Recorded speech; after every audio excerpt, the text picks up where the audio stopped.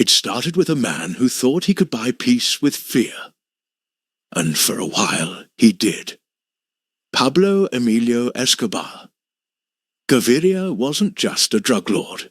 He was a man who turned cocaine into currency, bullets into laws, and death into negotiation.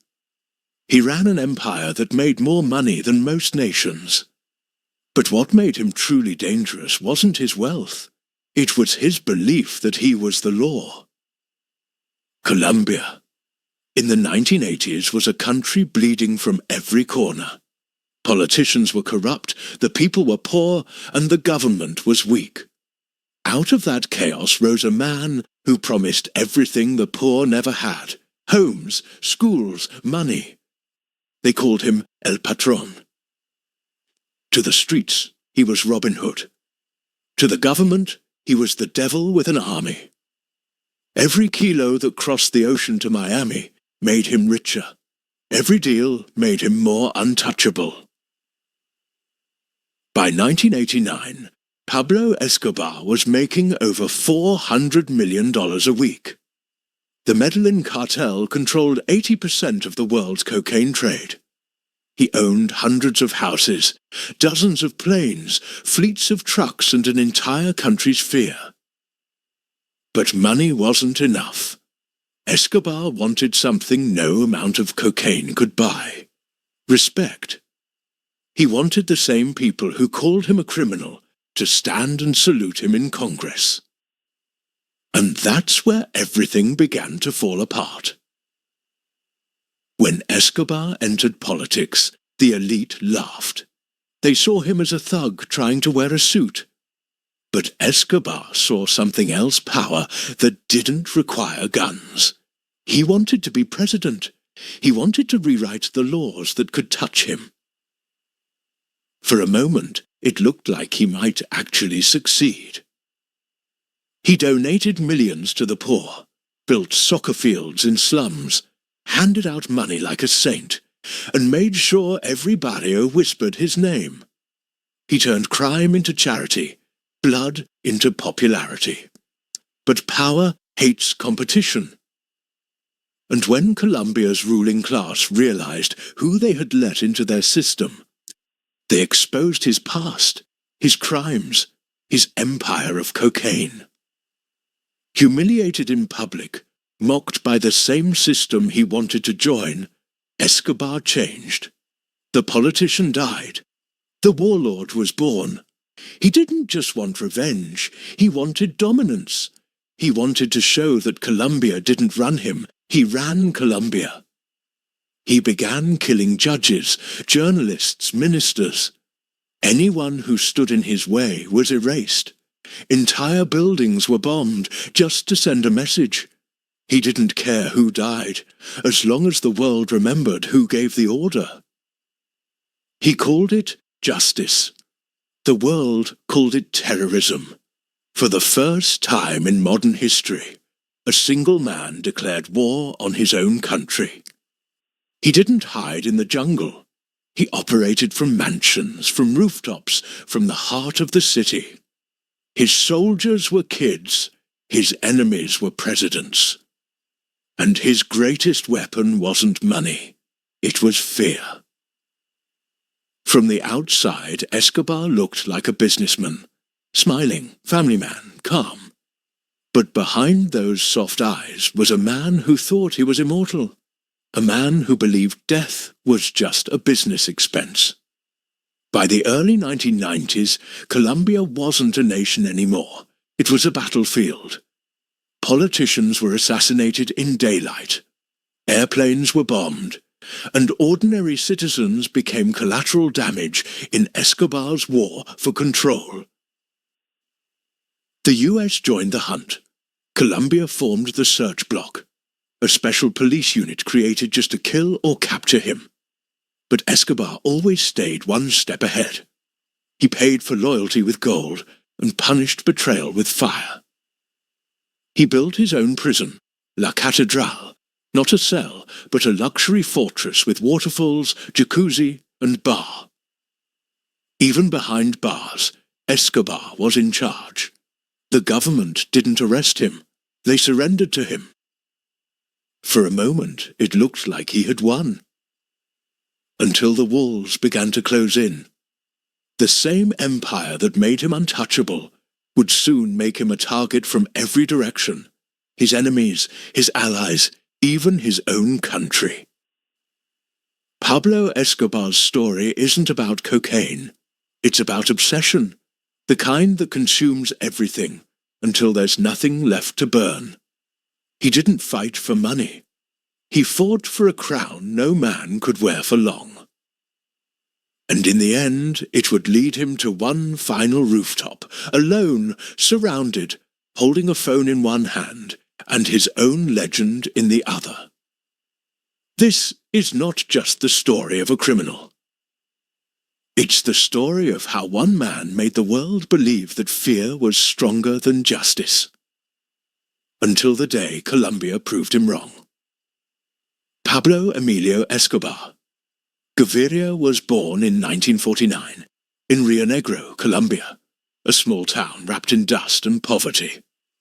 His father was a farmer, his mother a schoolteacher. From the beginning, Escobar learned two things: how to survive and how to take what he wanted.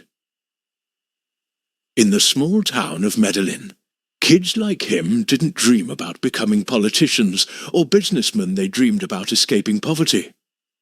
Some picked up books. Escobar picked up risk. As a teenager, he started small, stealing tombstones from cemeteries and reselling them to smugglers. Then it was stolen cars. Then fake lottery tickets. Every crime was a lesson how to bribe, how to threaten, and how to make people fear you without saying a word. By his early 20s, Escobar wasn't just another hustler. He had ambition, the kind that eats men alive. Medellín in the 1970s was changing.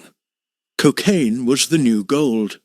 The United States had a growing appetite for it, and Colombia had everything needed to supply it: jungle labs, corrupt cops, and desperate people. Escobar saw opportunity where others saw chaos. He began smuggling small amounts of cocaine in airplane tires and through fake export companies. His operations were fast, ruthless, and quiet. The profits were unimaginable. In just a few years, he built a network that stretched from Colombia's mountains to Miami's nightclubs. He understood the business better than anyone: supply, demand, logistics, and violence. If someone talked, they disappeared. If someone worked for him, they were paid more than soldiers. He created loyalty not with love, but with fear wrapped in generosity. When the police came looking for bribes, he paid them double. When poor families needed help, he built them homes. He made himself a savior in a city drowning in crime. They called him Don Pablo. By the late 1970s, Escobar was shipping tons of cocaine every week to the United States. Planes loaded with white powder took off from jungle airstrips and landed in Florida under the radar. Every kilo brought in tens of thousands of dollars. The money came in so fast, he had to bury it in fields and hide it inside walls. At his peak, he was spending $2,500 a month on rubber bands just to hold the cash together. Rats ate millions of dollars in stored bills, and it didn't even matter. There was always more. But Escobar wasn't satisfied with being rich. He wanted power, the kind that came from controlling people, not money. He didn't just run drugs, he ran Medellín. His cartel had its own army, its own pilots, accountants, lawyers, and assassins. The organization functioned like a corporation with one rule: silver or lead, take the bribe, or take the bullet. Everyone in Colombia understood what that meant. Politicians took his money. Police looked the other way. Judges dismissed his cases, and the people loved him, because while the government ignored them, Escobar built housing projects, schools, and soccer fields.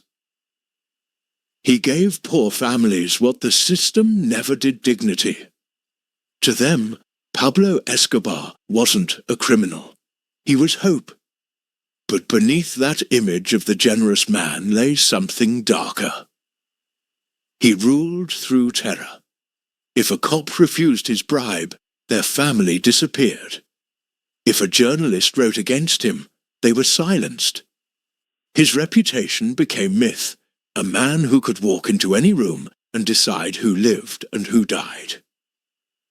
His main competitor wasn't another criminal, it was the Colombian state itself. And soon he decided he didn't need to compete. He could buy it.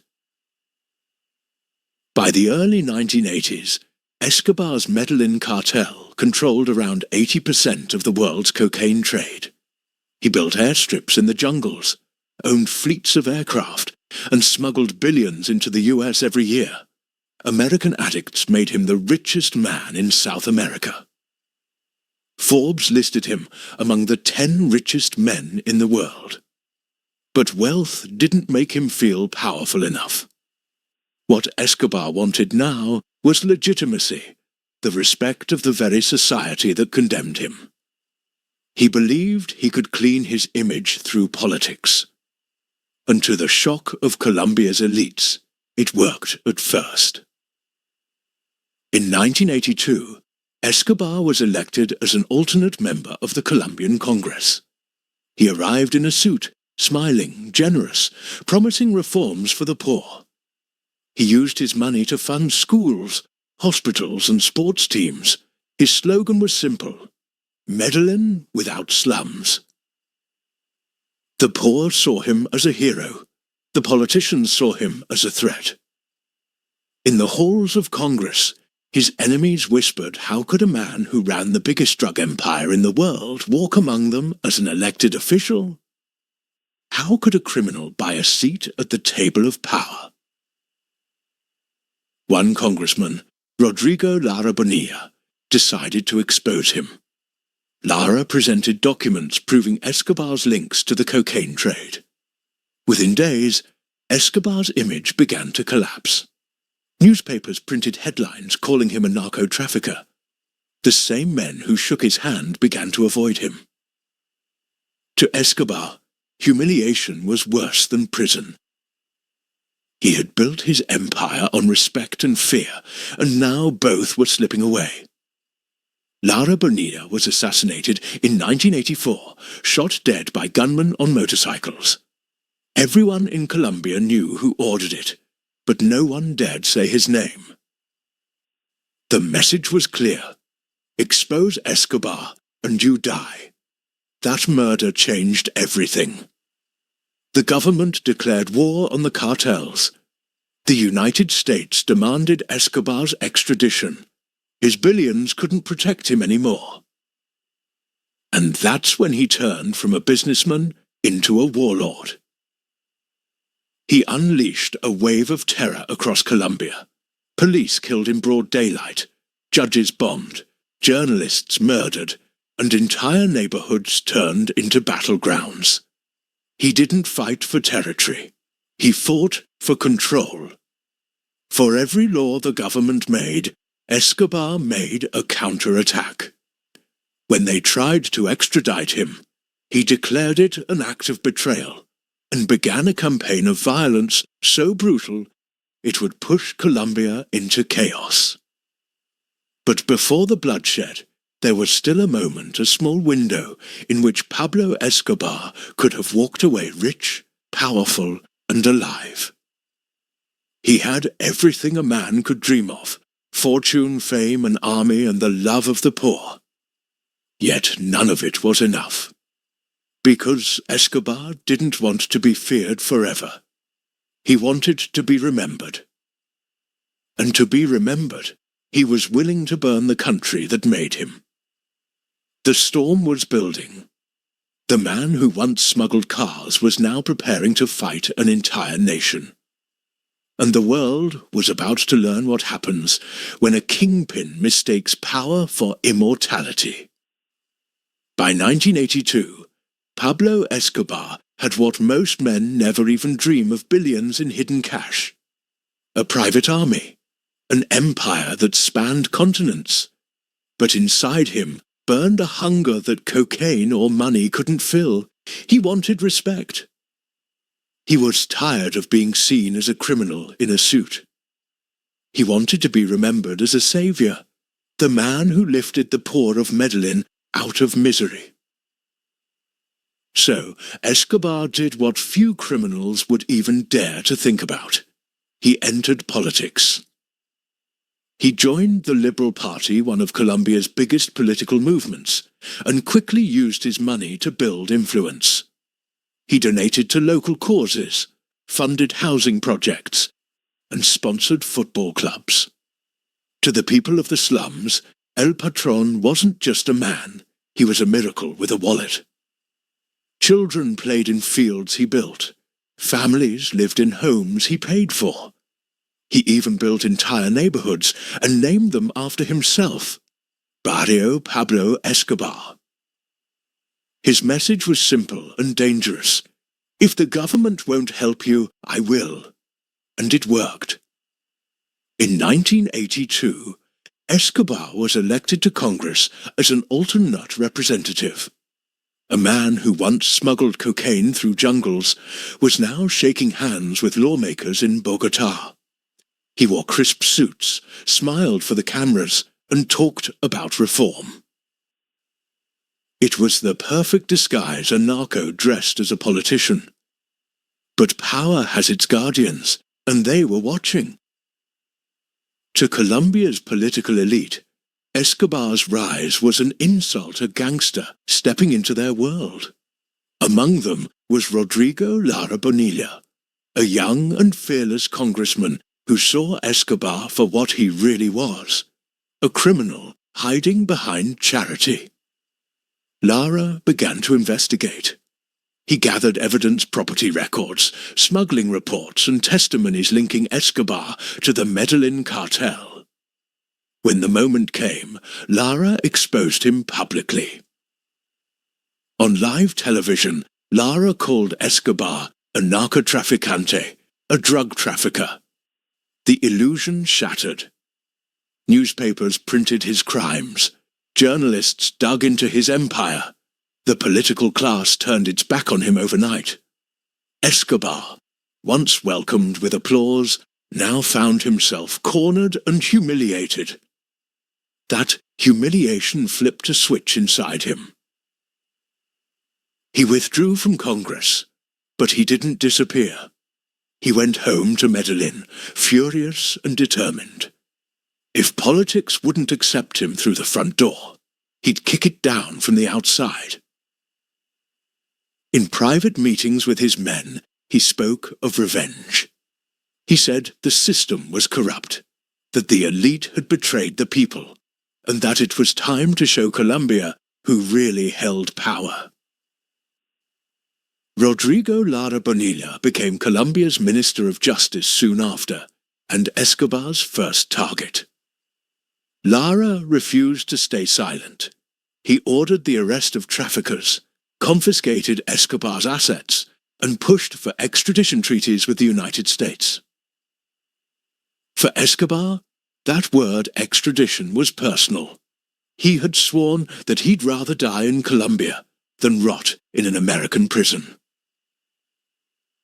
On April 30th, 1984, Lara was driving through Bogotá when two gunmen on motorcycles pulled up beside his car. A burst of gunfire ended his life instantly. The country froze. Everyone knew who was behind it. But fear kept mouths shut. That assassination changed Colombia forever. It was the moment the drug war truly began. The government declared all-out war on the Medellín cartel. The US sent agents, equipment, and money. Colombia's president vowed to crush Escobar's empire. But Escobar was already ahead. He had built the Medellín cartel like a shadow government. It had intelligence, logistics, and discipline. For every police raid, he had an informant. For every judge, a bribe. For every threat, an answer. His motto spread through the country: plata o plomo, silver or lead. Take the money or take a bullet. The message worked. Policemen turned their backs. Judges dismissed cases. Bankers laundered cash. Even soldiers looked the other way. Escobar's wealth infected the system like a disease. But not everyone could be bought, and those who resisted paid the price. In 1985, Escobar ordered the bombing of a commercial airliner, Avianca Flight 203, killing over 100 civilians, including a presidential candidate he believed was working with the Americans. It was an act of terror meant to send a message. If the state touched him, everyone would suffer. He was no longer a businessman. He was a warlord. And yet, despite the chaos, he still maintained the image of a man of the people. In Medellín's barrios, he threw festivals, sponsored churches, and handed out cash. Cameras showed him smiling with children, holding babies, giving speeches about justice. To the poor, he was still a hero, a man who fought the rich for their sake. To the government, he was the face of evil. The line between myth and monster blurred. The United States increased its pressure. The DEA began hunting him relentlessly, tracking his shipments, raiding labs, and capturing his lieutenants. But Escobar always had another route, another man, another plan. He didn't just react to the system, he manipulated it. He made Colombia play by his rules. When politicians refused his deals, he killed them. When newspapers criticized him, he bombed their offices. When police chased him, he killed them in dozens. He offered bounties for dead cops, $1,000 per officer. Within months, over 400 policemen were killed. By the late 1980s, Escobar's war was no longer about business. It was personal. He wanted the government to abolish extradition, to admit that no one could touch him, and for a terrifying moment, it seemed like he might win. Every act of terror forced the state to negotiate. Every bombing pushed politicians closer to giving him what he wanted: immunity. In 1991, he made the most shocking deal in criminal history. Escobar agreed to surrender, but only on his terms. He would build his own prison, control who entered it, and serve his sentence in comfort. The government, desperate to end the bloodshed, accepted. And so La Catedral was born a prison in name only. It sat on a hill overlooking Medellín, surrounded by walls, guards, and luxury. Inside were soccer fields, billiard tables, a bar, a waterfall, and phones. Escobar slept in a king-sized bed, hosted guests, and continued running his empire from behind those walls. Colombia had traded peace for humiliation. From his fortress, Escobar laughed. He had done what no criminal ever had, forced a country to negotiate on his terms. But peace built on fear never lasts. The world was watching. The Americans were furious. The Colombian military wanted revenge. Whispers began to spread that Escobar was still ordering hits, collecting money, and running the cartel from inside La Catedral. When the government decided to move him to a real prison, Escobar vanished. He escaped into the mountains free again, with billions at his disposal and enemies closing in from every side. The man who had once dreamed of being president was now the most wanted fugitive on earth. He had started as a politician seeking respect. Now he was a terrorist commanding chaos. And as the bombs returned to Colombia's cities, as families fled from Medellin's streets, it became clear. Pablo Escobar no longer wanted power. He wanted revenge against the country that refused to kneel. By the early 1990s, Pablo Escobar was no longer a man hiding behind politics or money. He was a fugitive, a billionaire rebel hunted by his own country. When he escaped La Catedral, Colombia changed overnight. The government had been humiliated. The people who once worshipped him now whispered his name with fear. Escobar was on the run, but he was not defeated. He still had an army, money hidden in jungles, and enough influence to turn Medellín into a war zone. He had once tried to buy peace. Now he would buy chaos. Colombia, 1992. Every morning began with explosions. Government buildings, police stations, shopping malls, no place was safe. Escobar's men planted bombs across cities to remind the state that he was still in charge. Each attack was a message. If you come for me, I'll make the whole country bleed. Civilians died by the hundreds. The Medellín cartel wasn't fighting for drugs anymore. It was fighting for survival. And Escobar made sure everyone paid the price. He paid assassins for dead policemen. He offered $2,000 for every officer killed. The streets turned into hunting grounds. Medellín became a city where the badge was a death sentence. The US and Colombian governments united in what they called Operation Search Block. It wasn't just a police force, it was a manhunt. Trained by US special agents, they were given one mission: find Escobar, dead or alive. But Escobar had eyes everywhere. His network stretched from the slums to the military. Before every raid, someone in uniform tipped him off. He vanished like smoke, always a few minutes ahead. He changed safe houses constantly, slept in different rooms every night. His family moved between hiding spots like shadows. He was surrounded by loyal bodyguards, young men who would die for him without question. And many did. But as the war dragged on, Escobar began to lose something he could never buy back: loyalty. The Medellín cartel started crumbling from within. Rival organizations like the Cali cartel saw an opportunity. They wanted peace with the government and the Americans. And if that peace meant giving up Escobar, so be it. They funded a secret group of vigilantes called Los Pepes, short for Perseguidos por Pablo Escobar, people persecuted by Pablo Escobar. Los Pepes began killing Escobar's lawyers, accountants, suppliers, and anyone tied to his empire. They burned his properties, executed his associates, and left messages nailed to corpses.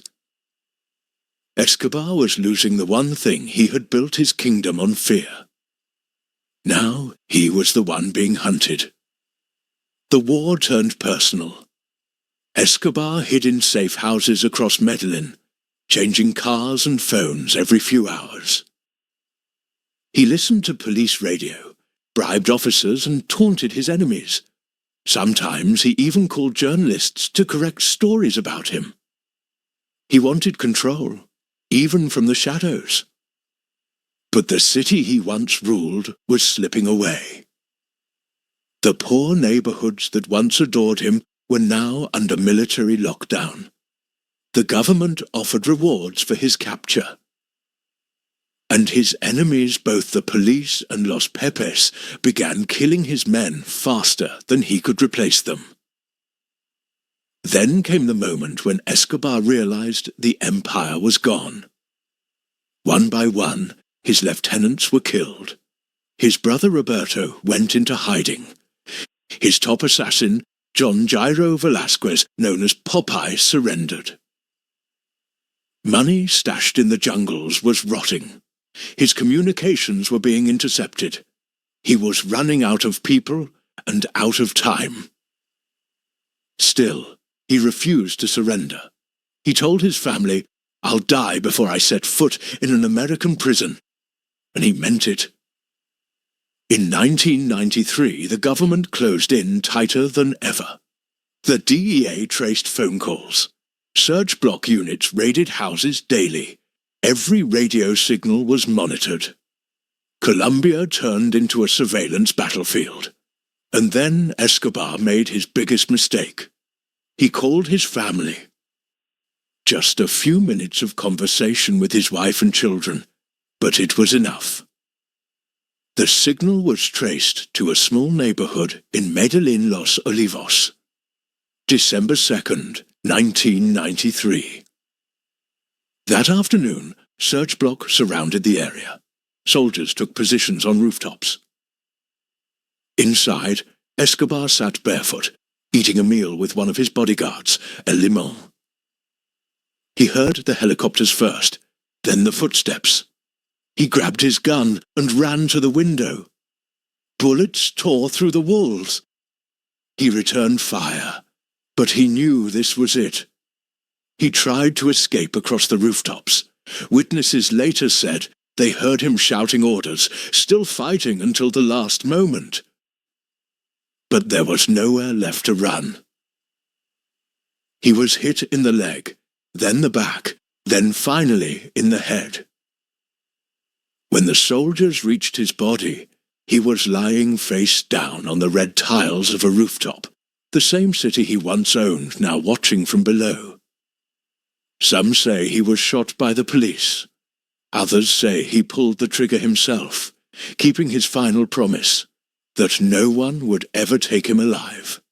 Either way, the legend ended where it began in Medellín. When the news broke, crowds filled the streets. Some cheered, some cried.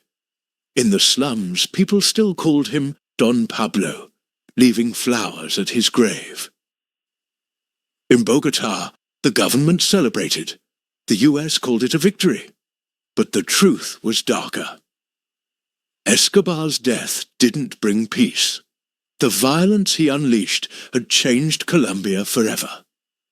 Thousands were dead police officers, judges, journalists, and civilians. The cocaine trade didn't stop. It just changed hands. For the people who lived through it, Escobar wasn't just a name. He was a ghost that haunted every street, every memory. He had once dreamed of being remembered as a hero of the poor. Instead, he became a symbol of how power destroys everything it touches. In the end, his war against Colombia was never about drugs. It was about ego, the refusal to be forgotten, even if it meant burning his own country to the ground. He built cities and blew them up. He gave to the poor and murdered their future. He declared war on the government, but the real victim was the nation itself. When his mother arrived to see his body, she said quietly, "He's with God now." But for millions, it wasn't God they thought of. It was the sound of bombs, sirens, and fear that echoed long after he died. Escobar's story wasn't one of triumph or defeat. It was a warning. A warning that when one man believes he's bigger than justice, bigger than his country, the only thing left is ruin. He died at 44. He left behind billions of dollars, mountains of blood, and a legend too toxic to celebrate. And yet, decades later, his face still appears on shirts, in movies, in songs. The man who destroyed Colombia still sells dreams. Because some people still confuse power with greatness. And that's exactly what made Escobar dangerous, even in death. When Pablo Escobar's body hit the rooftop tiles in Medellín, on December 2nd, 1993. Colombia didn't just kill a man. It ended an era. For over a decade, Escobar had ruled with the arrogance of a god. He had bribed presidents, bought police, and rewritten laws with bullets. But in the end, it all came down to one phone call, a few words to his son that gave away his location. It was almost poetic. The man who built his empire on communication networks, on smuggling routes and coded messages, fell because he couldn't let go of his family's voice. In the aftermath, Colombia stood silent. People poured into the streets of Medellín, some in celebration, others in mourning. At his funeral, over 25,000 people followed the coffin. Women fainted, men wept, children carried flowers. To the poor, Don Pablo had been a provider. To the rest of the nation, he had been a terrorist. In death, he was both a savior and a monster, fused into one myth. The police posed for photos beside his body, grinning as helicopters circled above. The state had finally won. The nightmare was over, or so they believed. But Escobar's death didn't end the cocaine empire. It only broke it into pieces. The Cali cartel stepped into the power vacuum. They were quieter, smarter, and more political, the businessmen of cocaine. Violence shifted, not vanished. Colombia's drug war evolved, but it never truly stopped. The Medellín cartel, once the most feared criminal organization in the world, vanished within months. Its leaders were killed, arrested, or disappeared. The empire that Escobar built with gold and blood dissolved like smoke. His family fled under government protection. His wife, Maria Victoria, and his children Juan Pablo and Manuela were moved from country to country, searching for safety. No nation wanted them. They lived under new names, forever haunted by a surname that meant danger. Even in exile, Escobar's shadow followed them. Reporters hunted them for stories. Old enemies sought revenge. The sins of the father never died. In Medellín, the legend of Escobar grew stronger than ever. The barrios he built, especially Barrio Pablo Escobar, still stood. People there still tell stories of how he paid for food, how he gave money for medicine, how he protected them when no one else would. For them, he wasn't a drug lord.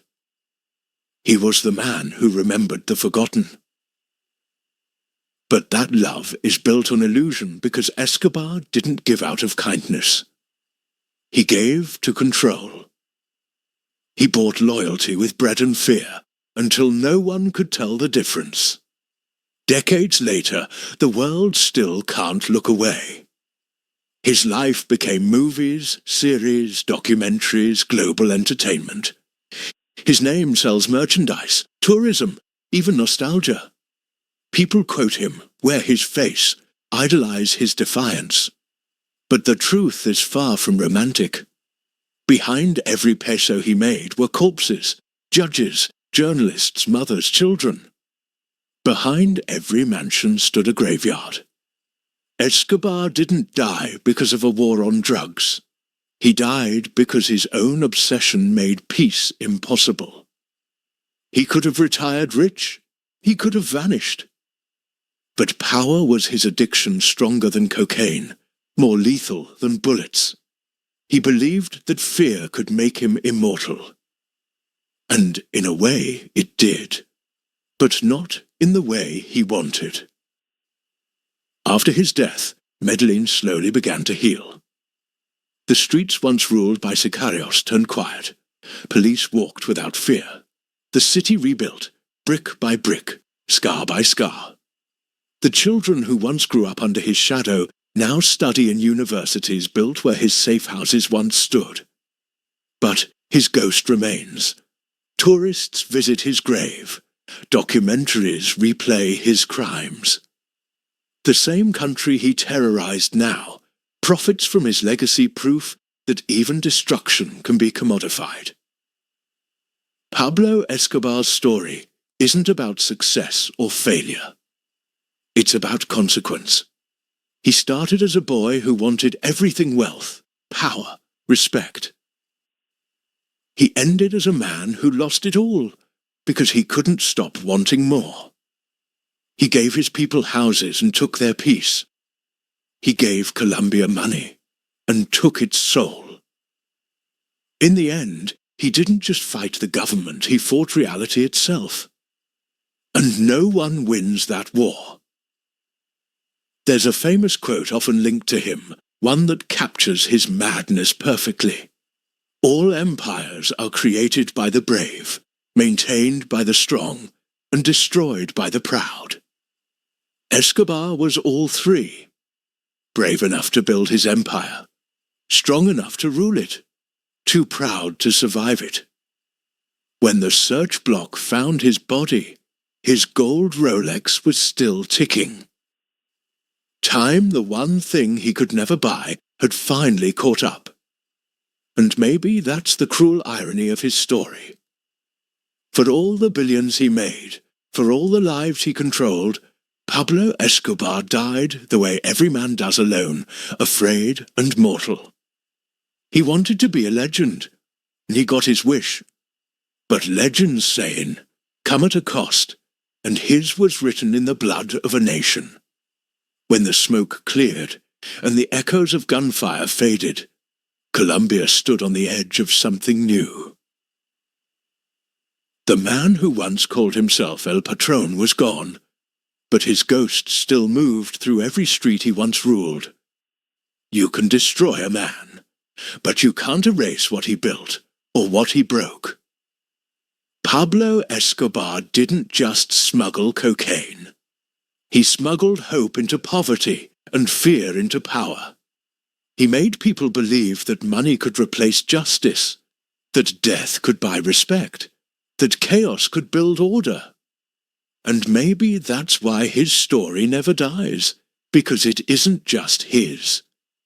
It's the story of what happens when ambition becomes a religion. Escobar showed the world that power earned through terror can't last. He proved that kings without crowns still fall not by armies, but by their own hands. Today his mansions are ruins, his enemies are dust. But his name still sells headlines, tattoos and t-shirts. Because the world loves monsters, especially the ones who dared to dream bigger than everyone else. In the end, Pablo Escobar didn't conquer Colombia. He consumed it and himself. And now, all that remains is a question whispered in the silence he left behind. Was he a man chasing power, or just another soul running from emptiness? The story of Pablo Escobar is not about drugs. It's about the cost of believing you can own the world.